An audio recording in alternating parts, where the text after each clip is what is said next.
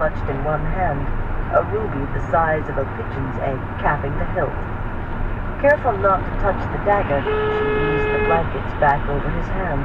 He was only a few years older than she, but gaunt cheeks and sallow skin had aged him.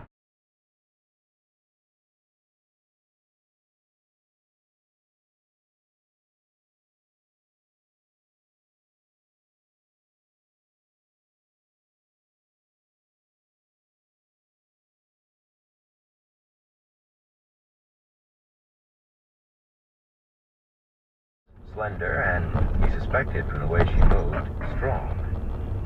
He was not sure of her age, a year or two older than he, or maybe as much as 10, but her cheeks were smooth. Her necklace of smooth white stones and woven silver matched her wide belt, but she did not wear a great serpent ring.